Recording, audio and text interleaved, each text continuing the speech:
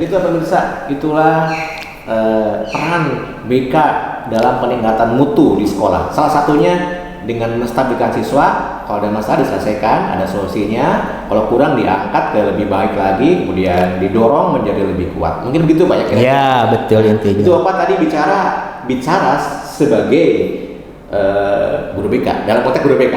Nah sekarang sebagai pengawas Pak, bagaimana peranan program pemerintah untuk meningkatkan mutu di sekolah yang praktis saja, karena banyak kasus misalnya tiap sekolah beda-beda. Bisa di sekolah A atau di sekolah B atau di sini misalnya di SMA 3 itu akademik dan akademik meningkat. Itu bagaimana prosesnya, perjalanannya, dampaknya tidak lanjut dari pemerintah gitu Pak? Ya sebetulnya Pak, dengan bagaimana peningkatan mutu, kalau kita melihat paradigma baru dari akreditasi tahun 2020, instrumen akreditasi, sebetulnya ada 4 hal yang harus menjadi fokus perhatian kita. Yang pertama, mutu lulusan. Mutu lulusan. Iya, segala aktivitas di sekolah, apapun harus terkait dengan pencapaian mutu lulusan. Mutu lulusan itu apa? Yaitu yang kognitif, afektif, psikomotor itu, ya. Katakanlah ranahnya belum itu. Nah, tugas kita harus ke sana, mengantarkan pencapaian. Kalau bahasa lain sekarang ini kan pencapaian kompetensi yang mencakup 3 ranah tadi, ya. Di apakah itu keterampilan, kaitannya dengan keterampilan abad ke-21, 4C itu kan. Kemudian dengan karakternya. Nah, kira-kira seperti itu. Harus fokusnya ke sana. Untuk pencapaian mutu lulusan itu ditopang oleh proses pembelajaran. Jadi mutu lulusan ditopang oleh proses pembelajaran. Nah, ini penjaminan mutu. Satu, tadi kalau lulusan itu sudah bagaimana menghasilkan output yang bagus kan. Nah, itu ditopang oleh proses pembelajaran. Proses pembelajaran yang bermutu seharusnya. Ya, karena mutu lulusan, ya kira-kira proses pembelajaran yang bermutu itu seperti apa? Ya, sekarang ini kan banyaklah pendekatan, metode dan teknik pembelajaran yang memungkinkan siswanya aktif menyelidiki kan, mencapai high order thinking skill dan sebagainya. Pembelajaran yang kalau saya kemas, tetap saja harus pembelajaran yang efektif sekaligus juga menyenangkan. Ya. Bagaimana sekarang di sekolah ini memastikan para guru itu melaksanakan pembelajaran yang efektif dengan capaian tadi. Ya. Mutu lulusan yang sekarang dikaitkan dengan 4C itu, kemudian dikaitkan dengan penguatan karakter. Kan ada pendidikan itu proses pemberdayaan dan pembudayaan ini di sini di mutu lulusan dicapai melalui proses pembelajaran yang tadi. Menyenangkan ya, memang proses pendidikan sekarang ini, apalagi nih kan sekarang nih isu-isu yang terbaru dari kurikulum baru ini dengan ujung-ujungnya well-being, kesejahteraan dan kebahagiaan. Ya, ini prosesnya. Well-being itu harus dilakukan dengan pembelajaran yang menyenangkan, tidak pembelajaran yang menyebalkan. Ya, tetapi juga harus efektif. Ya, pembelajaran yang efektif. Nah, proses pembelajaran tadi yang efektif dan menyenangkan, dulu kan ada istilah PAIKEM, kalau disatukan kan itulah kira-kira ya, kayak pembelajaran yang kreatif dan sebagainya. Ya memang begitu. Ketika tadi tuntutannya kreativitas, lulusan yang kreatif ya, creativity, yang harus dihasilkan melalui pembelajaran yang kreatif. Kan? Nah, pembelajaran yang kreatif, pembelajaran yang tadi PAIKEM itulah, atau pembelajaran yang efektif dan menyenangkan itu harus ditopang oleh mutu guru. Mutu guru saya melihatnya ada 2, dari segi kompetensi, ya, dan kemudian dari segi motivasi, ya, atau juga komitmen di dalamnya ya. Kompetensinya harus tersedia, bagaimana dia mengimplementasikan proses pembelajaran yang tadi benar-benar efektif, menyenangkan, guna mencapai mutu lulusan yang tadi yang bagus juga kan, yang berkualitas tadi. Ada ditopang oleh mutu guru. Nah, mutu guru kan, proses pembelajaran itu ditopang oleh bagaimana manajemen sekolah. Sebetulnya manajemen sekolah itu ada di belakang goong mungkin ya, goongnya di belakang, kira-kira begitu, untuk memutarkan tadi terjadinya adanya mutu, ketersediaan mutu guru, ya. Dengan tadi kalau saya melihatnya ada mereka yang kompeten, punya kompetensi yang disyaratkan, kemudian juga punya motivasi bekerja yang tinggi, kemudian atau punya komitmen boleh saja, ya, bagian dari motivasi itu. Jadi beginilah Pak Awan, itu kan kaitannya dengan kinerja guru. Kalau misalkan hanya mampu baik tapi kehayang, ripu, gede kehayang tapi termampu, tetap saja kira-kira begitu. Itu kalau gambaran dari seorang guru yang katakanlah yang diharapkan. Makanya harapannya guru selalu mengupdate pengetahuan dan keterampilannya atau kompetensinya. Terus melalui webinar sekarang dalam situasi pandemi, kenapa saya sering share acara-acara yang gratisan maupun yang berbayar, maksudnya itu supaya terus terupdate, karena di akreditasi dituntut loh, di akreditasi juga dituntut itu. Seberapa banyak guru yang mengikuti kegiatan proses pengembangan profesinya, itu ya nanti ya harus ada, mungkin perlu bukan masalah bukti fisik sertifikatnya, tapi meyakinkan bahwa guru itu kompeten. Jadi penjaminan tadi harus mencakup tadi manajemen sekolah. Nah, manajemen sekolah ini bagaimana menggulirkan SPMI, ya, bagaimana memberikan dukungan terhadap pengembangan profesi guru lah, itu kira-kira begitu. Ada manajemen sekolah yang katakan ya qualified, yang berkualitas, menghasilkan mutu guru yang berkualitas, proses pembelajaran ujung-ujungnya muaranya ada di mutu lulusan yang berkualitas. Nah, lulusan berkualitas itu apakah banyak diterima di perguruan tinggi, atau selama proses pembelajaran siswa punya prestasi di berbagai lomba, atau siswa itu membuat karya sesuatu yang bermanfaat bagi masyarakat, atau siswa itu siap kerja? Ini kalau seperti apa? Tujuan dari SMA dalam perspektif kebijakan maupun teoritis kan melanjutkan. Tetapi kan kita juga realistis, ya. Mungkin ada sebagian besar bahkan tidak melanjutkan, mereka harus ke dunia kerja. Tapi apapun pemikirannya, kalau Pak Awan sekarang menjadi guru SMA, mengantarkan anak untuk bisa melanjutkan. Nah, itu kan butuh kompetensi yang disyaratkan, kan itu. Jadi indikator sebetulnya kalau mutu lulusan itu soal lain ketika dia bisa bekerja. Katakanlah itu menjadi apa ya?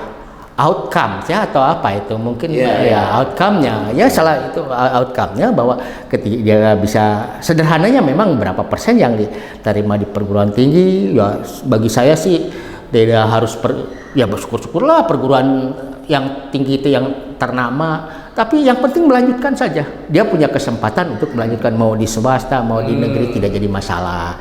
Nah, kemudian siapkan juga, karena faktanya katakanlah mungkin di kita saja tidak lebih dari 70% yang melanjutkan kan.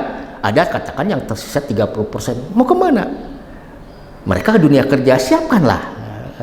Sekolah juga mempersiapkan apakah menjadi pembekalan life skill-nya kan, untuk kepentingan manakala mereka tidak bisa melanjutkan studi, karena banyak hal untuk bisa masuk, selain kesempatan juga pada persoalan di biaya. Nah, itu ada persoalan. Ya betul lah, banyak kan. Karena untuk perguruan tinggi itu paling tidak merumuskan cita-cita ada 4 hal. Apakah cita-citanya tepat? Ya gitu. Kedua, bakatnya tepat. Ya. Kedua, dukungan orang tuanya tepat. Ketiga, ekonominya kuat nggak? Kalau tidak sinkron sulit. Ketika menemukan saya kedokteran mau tidak berbakat jadi dokternya juga, hasil psikotes tidak menunjukkan, malah dia lebih bakat jadi ekonom. Ini kan sudah minus. Ekonomi orang tuh oke, kuat. Apa harus dipaksakan? Jangan-jangan aja dokter ngitung duit melulu Pak, karena bakatnya di ekonomi kan gitu. Orang tuanya malah inginnya anak ke TNI misalkan. Ini jadi bermasalah. Jadi sinkronisasi itu ketika bagaimana seorang melanjutkan ke perguruan tinggi. Jadi ada fakta-fakta lain yang tidak selamanya kenapa, dan mungkin realistiknya begitu bahwa tidak semuanya bisa melanjutkan ke perguruan tinggi. Sekolah harus menyiapkan ketika ada siswa itu harus dilacak ya. Bersama BK nanti boleh dilacak, ini ada kemungkinan untuk sejak awal dia peluangnya atau mungkin lebih berpeluang lebih sukses dia ke perguruan ke pekerjaan, maka persiapan kira-kira begitu. Ini yang jadi takdir lagi ke belakang, mundur lagi ke belakang BK. ada kasusnya itu atau ada masalah atau ada fenomena bahwa mutu lulusan yang baik itu adalah lulusan diterima di perguruan tinggi negeri. Ya. Kalau tidak begitu, mutu lulusannya jelek. Itu ada benar seperti itu, Pak. Itu benar salah atau tidak? Yang kedua tadi, ternyata ada kasus lagi yang kedua. Ternyata gitu kan, siswa itu banyak yang akan melanjutkan ke perguruan tinggi negeri, tapi salah jalur, salah pilihan, banyak saingan, yang diterimanya sedikit. Nah, apakah itu juga tidak dijadikan patokan mutu lulusan dengan banyak minatnya gitu kan? Dia bersaing ke jurusan perguruan tinggi yang misalnya yang ternama atau yang padat gitu, padat peminatnya, atau hanya asal terima saja. Tapi sepakat dengan Bapak tadi, yang penting melanjutkan ke perguruan tinggi baik negeri ataupun swasta. Nah, pertanyaan tadi saya itu, Pak, benar atau salah bahwa mutu lulusan itu sama dengan banyak terima di perguruan tinggi negeri? Banyak nih Pak. Ya, sebetulnya tidak harus demikian Pak Ahmad kalau menurut saya ya, walaupun memang kalau taruhlah banyak yang di ITB gitu ya, kita perper saja menyebut nama perguruan, atau di UGM, UI katakanlah, mereka yang katakan klaster 1 ya kalau istilahnya ya, perguruan tinggi ya. Ini juga bisa dimaklumi karena memang masuk ke perguruan-perguruan itu tidak mudah, sangat kompetitif. Mereka yang punya daya saing, daya kompetisi yang bagus saja, apakah bakatnya yang tinggi dan sebagainya. Kalau semakin diterima di sekolah-sekolah di katakanlah yang grade 1 itu, perguruan tinggi grade 1 ya menunjukkan bisa jadi indikator bahwa itu kita mampu meluluskan yang di sekolah-sekolah yang kompetitif begitu. Harus diakui itu memang ya. Nah, tetapi sekali lagi mutu lulusan tidak diidentikan bahwa mereka yang diterima di PTN. Nah, itu yang terjadi. Karena itu. Kenapa demikian? Karena tugas kita adalah di proses pendidikan, Pak. Bukan lembaga penyaluran ke perguruan tinggi, lembaga.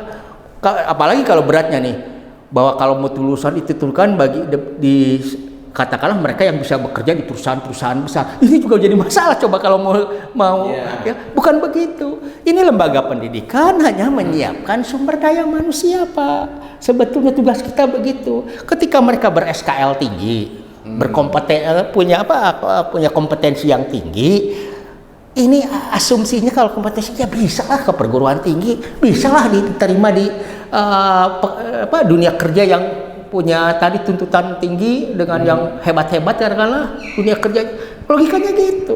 Tapi ketika kompetensinya lulusannya maaf tanda kutip kurang bermutu tadi dari kognitifnya pas-pasan, ya bagaimana bisa melanjutkan? Jadi tugas kita sebetulnya di sininya Pak, dari sekolah itu bukan mengantarkan ke perguruan tingginya, bukan ya sekolah itu. Jadi tugas kita karena memang itu urusan lain ya. Indikatornya tidak harus ke sana mutu lulusan. Kalau menurut saya siapkan saja, karena kita pada bidang pendidikan sekolah itu adalah menyiapkan sumber dayanya. Ya, ketika katakanlah tadi SKL yang tinggi itu katakan punya kognitif yang intelek yang bagus ya, kemudian karakter yang bagus, harapannya itu bisa mengantarkan pada tadi masuk ke perguruan tinggi yang hebat-hebat tadi, bisa bekerja di perusahaan yang hebat-hebat yang tadi, sehingga punya daya kompetisi. Tugas kita jadi jangan terpaku bahwa ini harus diterima di perusahaan yang hebat kan, atau di perguruan tinggi yang hebat-hebat. Bukan, jadi tidak harus seperti itu. Nah, atau juga Pak, ada kasus apakah mutu lulusan itu harus di bidang akademik eksakta gitu? Yang eksakta misalnya ada sebuah kasus juga fenomena. Misalnya lulusan SMA 3 itu banyak lulusan yang terima di perguruan tinggi yang jurusannya non eksakta gitu. Sekali lagi Pak, mutu lulusan itu saya akan tarik saja satu pencapaian kemampuan. Ada diperolehnya kemampuan. Pendidikan itu harus menghasilkan produknya kan intangible, tidak bisa dilihat, yaitu bentuk kemampuan anak ya, atau kompetensi lah. Apakah itu dari kalau kita melihat kurikulum 2013, apakah bidang spiritualnya, bidang sosialnya, bidang pengetahuannya, bidang keterampilannya, itu tugas kita. Tugas kita ini yang harus dicapai. Ini bisa diberlakukan tadi. Ya, apakah mau di bidang sosial, mau di bidang humaniora, atau di bidang sains, itu tidak jadi masalah. Ya, tidak jadi masalah. Jadi harus artinya kalau memang humanioranya bagus ya bagus lah bidang humanioranya. Karena terbersit di pikiran saya gitu bahwa yang bagus lulusan itu yang di akademik eksakta, sementara ya itu tidak, karena bisa jadi SMA 3 itu ada siswa baru, ketika siswa baru itu dia potensi di bidang seni, diolah di SMA 3 dengan fasilitasnya, kemudian dia punya prestasi, ketika ke perguruan tinggi negeri atau perguruan tinggi bagi kemana saja ke jurusan seni dia dengan tunggang langgangnya gitu. Nah, apa ini itu juga sebagai mutu? Harus bagian dari mutu. Itu juga mutu. Yang terlebih itu sama itu beda lagi harus akademik gitu. Jadi akademik itu harus eksakta gitu. Mutu. Orang bisa jadi juara musabaqah tilawatul Quran juga bagian dari mutu, Pak. Nah, gitu. Iya, harus bagian dari mutu. Jadi luas Pak ya. Bahasanya luas. Iya, betul. Tugas kita pendidikan itu harus all round, menyeluruh, tidak hanya kognitif, jangan dipilah-pilah. Pelayanan pendidikan kita sudah sepakat bahwa keberhasilan pendidikan itu tidak diukur. Makanya saya termasuk orang yang setuju UN dihapuskan. Ya. Karena apa? Memang tadi melihat mutu sekolah hanya dari pencapaian akademik kan. Nah, cobalah yang tadi sekarang ini bagaimana kita menghargai ketika ada lulusan kita yang ternyata juara lari. Tidak jauh-jauh lah tingkat provinsi misalkan atau tingkat kabupaten, itu harus diapresiasi sebagai mutu. Nah, kita juga pernah ada yang jadi akut liga dangdut atau apa gitu, itu bagian dari mutu. Makanya harusnya begitu, semakin kaya gitu ya, semakin kaya untuk SMA itu dengan melibatkan banyak bidang-bidang ya, bidang akademik, bidang non akademiknya. Oh iya, itu masih Pak. Nah itu Bapak tadi Bang Mureka berbicara dari sisi kebijakan pemerintah bahwa ada beberapa pemerintah untuk peningkatan mutu ya. PMI dengan pola-pola, satu polanya yaitu guru dipola untuk meningkatkan kompetensinya terupdate. Ada yang baru, yang realnya adalah webinar atau ikut BIMTEK apa gitu kan yang difasilitasi oleh Kemendikbud Pak ya. Nah sekarang yang ngetren Pak, yang ngetren sekarang nih itu kan masa pandemi 1 tahun Pak. Nah itu bagaimana upaya peningkatan mutu yang real menurut Bapak nih untuk kebijakan sekolah atau kebijakan pemerintah dalam masa situasi pandemi untuk guru dan siswa untuk sekolah? Baik Pak, pandemik ini memang telah merubah tatanan kehidupan tak terkecuali dalam bidang pendidikan. Di awal-awal ketika pandemik, betapa sekolah itu boleh dikatakan tidak siap untuk melaksanakan pembelajaran masa pandemik itu. Bayangkan ada pandemik diumumkan oleh presiden pada waktu itu, kita bagian dari pandemik virus, kemudian masuk sekolah dan saya melihat pandemik ini menjadi peluang Pak. Harusnya kan ada yang menganggap juga sebagai ancaman. Ancaman sehingga tadilah degradasi pendidikan terjadi di mana-mana kalau itu menganggapnya sebagai ancaman gitu kan, malah jadi masalah kan gitu. Tapi mari kita pandemik ini menjadi sebuah peluang, merubah ancaman menjadi peluang. Beberapa teman yang tadinya tidak tahu Google Form, dipaksa seperti itu. Biarlah tertatih-tatih atau apapun hasilnya, tentu saja Pak, kita juga tidak terlalu tergesa-gesa untuk menuntut mutu. Karena di lapangan teman-teman guru juga disadari betul, ada yang katakanlah baru pertama kali megang Android dan sebagainya. Nah, tapi dengan dipaksa oleh keadaan, mereka memaksakan diri mulai menguasailah mungkin paling tidak WA kan begitu. Tinggal mengoptimalkan WA menjadi media pembelajaran yang menyenangkan dan efektif. Tidak hanya menyenangkan efektif terutama, tapi juga harus didasari dengan menyenangkan juga. Kemudian ada yang sampai katakanlah dengan aneka aplikasi-aplikasi pembelajaran yang lainnya. Nah, ini jadi peluang untuk katakan, dan saya lebih berharap karena itu pendidikan masa depan seperti itu, ya, bahwa sekarang ini dilakukan dengan katakanlah berbasis internet kan gitu. Walaupun kita tahu kan kalau terbagi antara sinkronus dengan asinkronus itu, nah kedepannya ini kita mencoba memadukan itu. Keduanya menjadi blended learning itu. Bagaimana kita melaksanakan pembelajaran. Jadi bukan karena apakah pandemi ini kalau selesai berhenti orang membelajarkan daring ini. Tidak, saya berharap berlanjut dan terus diperbaiki, mencari yang paling efektif, menguatkan tadi yang katakanlah daring yang reguler yang seperti biasa. Nah, jadi PJJ ini ya itu kan kebijakannya tadi daring dan luring, kemudian bisa mengkombinasikan keduanya. Harapannya kan itu yang terjadi. Nah, dari karena di beberapa sekolah mungkin bisa daring sepenuhnya, tetapi juga ada sebagian siswa yang tidak bisa melaksanakan daring. Hanya prinsipnya begini Pak, kalau apakah itu daring maupun luring, perlu frekuensi yang sama antara kemampuan guru, kemampuan sekolah dalam hal ini dengan kemampuan siswa. Kalau kemampuan gurunya terlalu tinggi, misalkan dengan daring ini dia sudah mampu menguasai YouTube, menguasai aneka pembelajaran mutakhir lainnya, moda-moda pembelajaran daring yang lainnya, tetapi tidak terkejar oleh kemampuan siswa, tidak berada pada frekuensi yang sama, ini akan bermasalah juga. Apakah karena faktor keterbatasan ekonomi, keterbatasan juga, katakanlah dari, kalau kita menggunakan istilah di komputer itu dari brandware-nya, guru sudah siap, muridnya tidak siap, kan tidak berada pada frekuensi yang sama. Dari softwarenya, guru sudah siap, atau siswanya mungkin siap, gurunya tidak siap, kan gitu. Kemudian dari hardware-nya juga begitu kira-kira. Nah, itu harus mencoba mencari titik temu itu. Jadi saran saya seperti itu untuk mengoptimalkannya. Jangan kita, wah Pak, saya sudah semuanya YouTube di sini berbasis video atau melaksanakan melalui Zoom meeting. Lah, anak kedodoran dengan pulsa aja ya bagaimana gitu. Ya bagaimana. Jadi kalau menurut saya yang bijak itu ya, lebih mengatakan bijak, bukan mungkin kurang efektif tapi lebih bijak tadi kita berada pada frekuensi yang sama dan mengoptimalkan frekuensi yang sama itu. Bolehlah kita sepakat budak sanggupna WA, guru sanggupna WA. Tidak menjadi masalah, tapi guru berpikir bagaimana mengoptimalkan WKA itu ya, benar-benar menjadi pembelajaran efektif dan menyenangkan.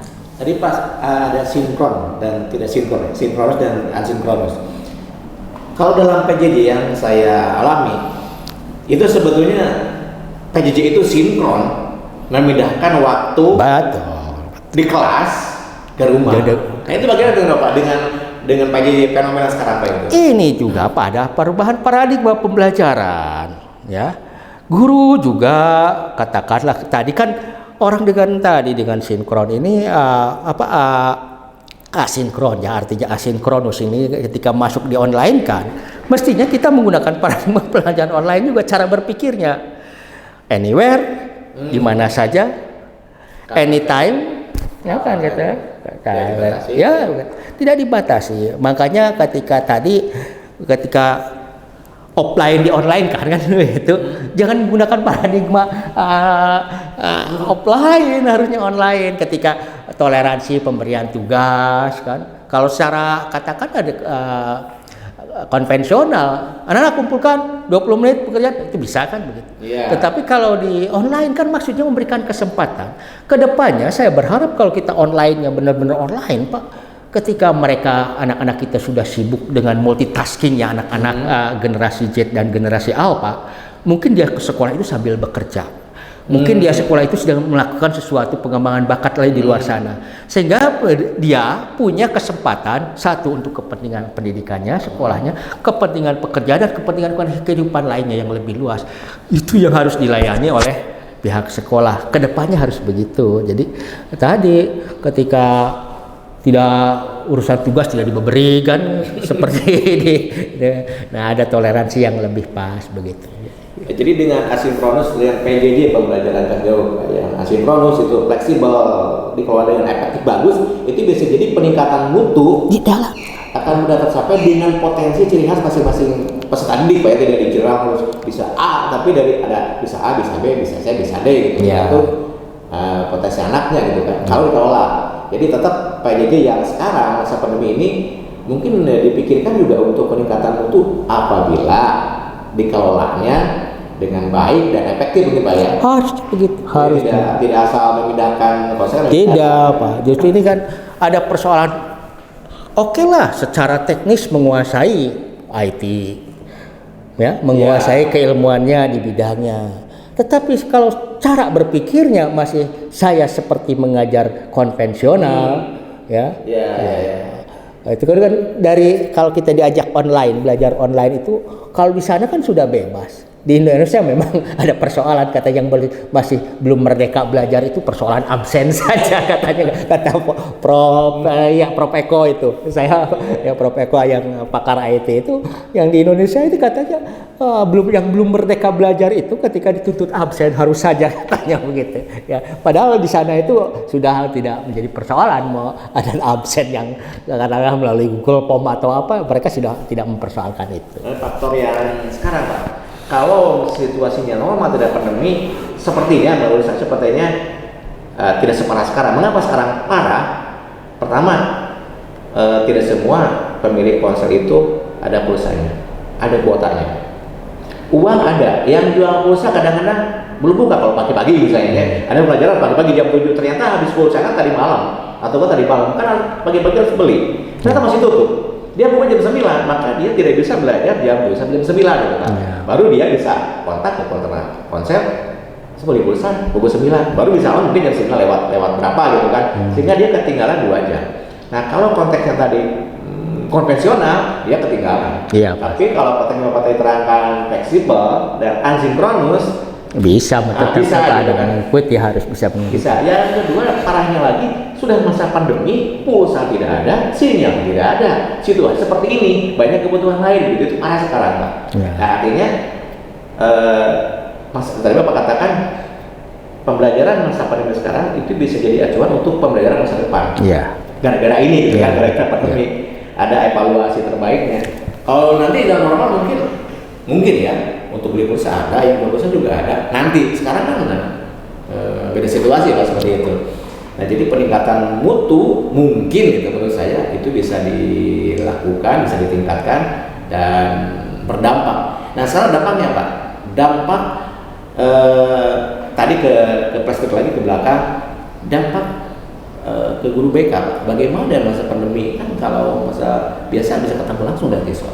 Kalau masa pandemi itu bagaimana Pak peningkatan pelayanan BK kepada siswa? Oh iya, BK bisa mengikuti kebijakan dari pemerintah melalui PJJ-nya itu, melalui daring maupun melalui luring.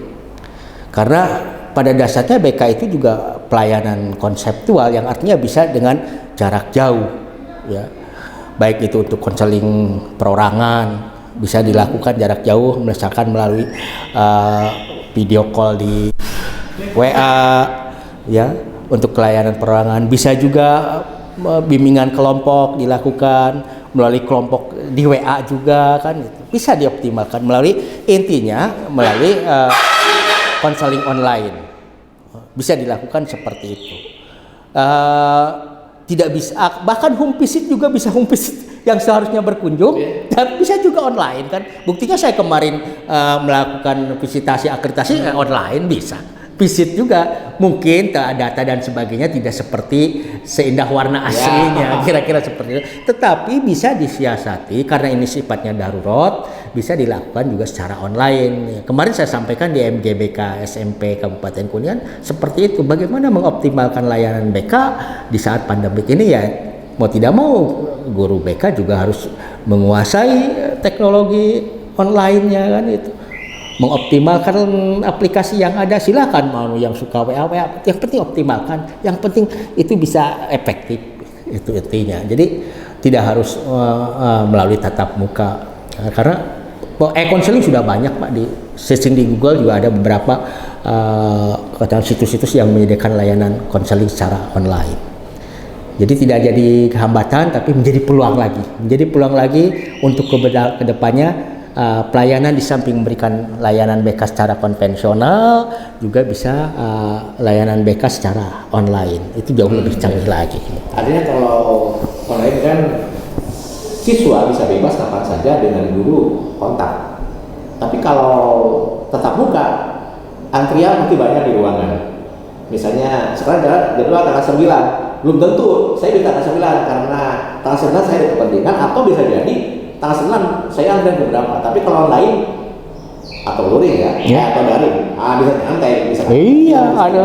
Yang penting ada deal janji, ada janji. Bahkan ketika saya menganjurkan teman-teman untuk katakanlah BK itu konseling, pastikan itu janji kapan, atau Anda guru BK juga menyediakan bahwa saya terima layanan online, konsultasi, konseling online jam sekian dengan jam sekian. Sampai saya bertanya, berapa Anda melakukan video call untuk dalam bulan ini dengan siswa Anda? Berarti pelayanan 24 jam loh. Bisa kan? Gitu ya. Kalau dia target berapa orang? Bulan ini berapa orang Anda sudah melakukan video call kaitannya dengan konseling individu? Dengan melaksanakan bimbingan kelompok melalui WA kelompok, bisa berapa kali? Nah, itu kan bisa dilakukan. Bisa katakanlah di situ bisa diukur kan gitu, terukur. Ya, terima kasih Pak penjelasannya. Dunia Bapak sudah diceritakan di sini. Tapi ada satu yang belum diekspos, tulisan terakhir. Tadi tulisan pertama sudah di blog ya, tidak diekspos juga. Tulisan terakhir Pak di blog apa? Tulisan terakhir itu. Jadi malu saya sebetulnya ditanya. Saya sudah relatif dikatakan pensiun Pak, pensiun blog. Jadi kemarin itu hanya yang tadinya lebih kepada konteks pendidikan, sekarang ini menjadi personal blognya. Saya kemarin terakhir itu saya mengupload pernikahan putri saya itu yang terakhir, karena apapun ini perlu didokumentasikan walaupun tidak perlu dipublikasikan, tapi karena itu masih rumah maya saya Pak, jadi saya coba masukkan sebagai tanda kasih saya untuk putri saya. Jadi saya upload, kira-kira itu tulisannya memang tidak aja, tetapi di sana juga ada unsur pendidikan, ada naskah khutbah dari Pak Ugin waktu itu yang memberikan ke saya simpan juga, silahkan untuk diupload karena itu ada pendidikannya di sana juga. Jadi masih tidak lepas ada unsur pendidikan, silahkan walaupun itu sudah menjadi personal blog. Tulisan apa Pak yang paling top hits dalam blog Bapak? Dan siapa pengunjungnya, siapa pembacanya, gitu? Siapa penikmatnya itu Pak? Kalau saya lihat dari statistik itu yang sering itu definisi tentang pendekatan, metode dan teknik itu tampaknya laku keras. Bahkan ada beberapa yang pengunjung yang sengaja ngebel saya untuk minta bukunya. Walaupun saya sebetulnya sudah ada kompilasi ya, dikompilasikan dari tulisan blog ini menjadi 2 buku yang sebetulnya 3 buku. Satu kalangan terbatas untuk psikologi pendidikannya di Uniku, 2 buku diterbitkan melalui Paramitra Publishing untuk kurikulum dan pembelajaran paradigma baru. Kemudian yang satunya lagi konseling individu, best practice-nya itu kolaborasi dengan teman-teman guru BK dari sana sini yang dirigeni oleh pihak penerbit. Jadi itu alhamdulillah dari itu 3 buku, yang satu psikologi pendidikan pernah saya buat juga tapi ya terbatas di Uniku, jadi buku kompilasi. Karena memang itu untuk belajar, sebetulnya untuk belajar Pak blog itu. Ya itu barangkali tulisan terakhir saya, dan sekarang ini ya mohon maaf kalau ada yang berharap banyak, juga ada beberapa teman di Facebook, ayo Pak nulis lagi biar tidak pikun, ya pula ada kepentingan lain mungkin. Itu barang. Ada satu hal Pak Wan tadi disinggung-singgung PJJ, apapun sekarang ini kebijakan pemerintah masih seperti ini. Bersabarlah ketika teman-teman guru yang lain untuk berharap segera tatap muka, walaupun dengan tatap muka yang serba terbatas, tetapi memang di masa pandemik ini kita akan lebih mengutamakan pentingnya keselamatan dan kesehatan. Bukan berarti tidak penting pendidikan. Ya, kalau bisa misalkan di pendidikan itu Pak, tatap muka itu dengan katakanlah tidak berimbas kepada terjadinya klaster pendidikan atau klaster sekolah, ini yang kita khawatirkan, karena apapun sekolah itu tempat kerumunan. Sedangkan musuh ya kata teman utama dari virus itu kerumunan itu. Kerumunan. Ada yang mengatakan tidak ada kerumunan, tidak ada virus kan begitu. Jadi mungkin karena apakah kerumunan itu harus nanti protokoler, siapa yang menjamin bisa protokoler ya Pak di sekolah itu misalkan begitu anak di luar di perjalanan ini yang sulit di perjalanan apakah mereka langsung pulang atau nongkrong dan sebagainya. Nah ini jadi sekali lagi kepada masyarakat maupun teman-teman guru untuk bersabar, mari kita ikuti dan kita berdoa semoga ya virus ini segera selesai, kemudian kita bisa menikmati dalam kehidupan normal kembali ya, bukan normal baru lagi tapi kehidupan normal yang seperti biasa. Saya kira itu Pak Awan, terima kasih juga atas undangannya untuk bisa bersilaturahmi, wawancara yang nanti ya kita ngobrolnya saja. Ya betul, tapi apapun mudah-mudahan ini bisa memberikan pencerahan untuk teman-teman di luar sana dan terutama untuk Pak Awan dan kita berdua ini. Terima kasih Pak Awan, terima kasih teman-teman. Ya, terima kasih Pak Ajat. Pemirsa, itulah obrolan kami di Semantika Ceria Ekpos bersama beliau Pak Ahmad Sudarjat yang sekarang menjadi pengawas SMA di Dinas Polri Jawa Barat yang bertugas di KCD wilayah 10, telah menyampaikan beberapa hal penting ya. Tadi peranan BK, kedua peningkatan mutu sekolah, ketiga masalah PJJ, harapannya kita bisa tatap muka lagi ya di sekolah dengan keadaan yang normal. Kemudian saya ingatkan bahwa beliau adalah salah satu blogger di Kuningan atau di dunia pendidikan. Dan ini gurunya. Saya pertama kali belajar ini adalah guru saya. Guru saya harus mengakui itu Pak. Terima kasih banyak. Ikut membidani saya menjadi blogger. Ya. Jadi diundang ke sini itu karena ada kedekatan ya. Belum seperti apa sih tulisan apa? Tulisannya sekarang dicurahkan lah. Dicurahkan. Itu ada yang nanti diangkat. Nanti blognya saya pampangkan di bawah ini.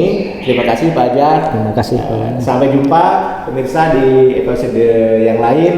Jangan lupa catat pantang di channel atau di kanal Semantika Ceria Ekpos. Terima kasih. Tetap semangat, salam sehat untuk semuanya.